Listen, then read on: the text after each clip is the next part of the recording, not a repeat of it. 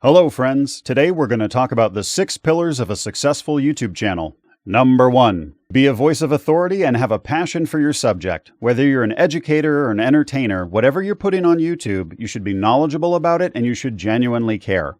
I've tripped out the gate with a lot of creators on this where they just want to make something that's popular, imitating others, but I've said this before, I'll say it again, long-term success is dependent on actually caring about what you're making.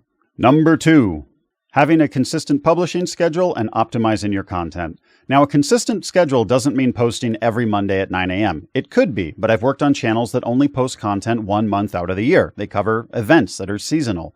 I've worked on channels that only post content once a month and not even on the same week each month. But whether it's 1 month of the year or 1 video per month, you're still creating a pattern that you're going to adhere to. How strict you are with it, that's going to be up to you. Optimized content is going to mean something different for everyone, but whatever you're making, there's already something out there similar to it.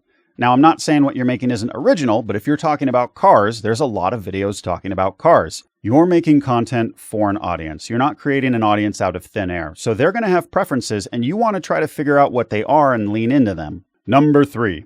Engage your fans and analyze viewing patterns. It's really simple just to reply to people's comments. It makes them feel seen. It makes them more likely to come back to your channel. For viewing patterns, you're going to want to look at the content as you're distributing it and figure out when people actually want to watch it. An old rule of thumb was educational stuff does better at the beginning of the week, entertaining stuff does better at the end. I don't think that really applies anymore, but you should play around with trying to publish your content on different days and seeing when you have higher engagement. Number 4. Update your content strategy with analytical insights. There's no way getting around this. You need to know YouTube analytics. Now, either you hire someone or you learn it yourself, but YouTube analytics is the guide dog to success. Average view duration can tell you what the ideal video length is for your audience. The click-through rate can help you figure out the ideal format of your thumbnails. These are all really important things that you're going to have to act on. Number 5, collaborate with other YouTube channels and professionals. The easiest way to expand your audience is to cross-promote between channels that have similar audiences.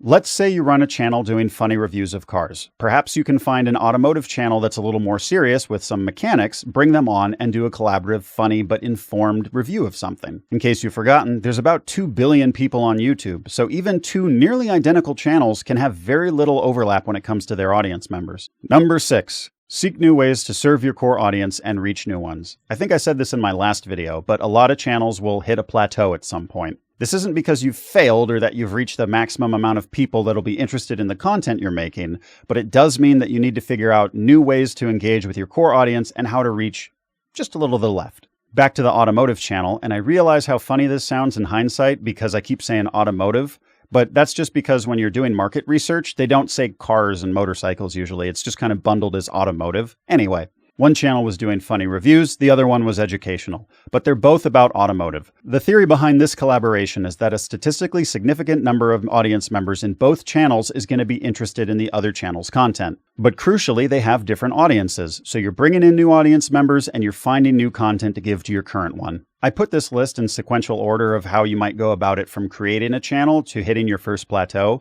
but you're going to be going back to this at various points in the channel's life. Updates to the platform, changing in viewing habits, waxing and waning popularity within your verticals, all these things are going to have an impact on your channel at different times. So it's important to keep track of how YouTube is changing, how your vertical is changing on YouTube, and how your content is changing on your own channel. I hope this video has at least sparked some new ideas in your own channel management and audience development strategies. But if you have any questions, let me know in the comments below. I'll reply to them and I'll see you next week.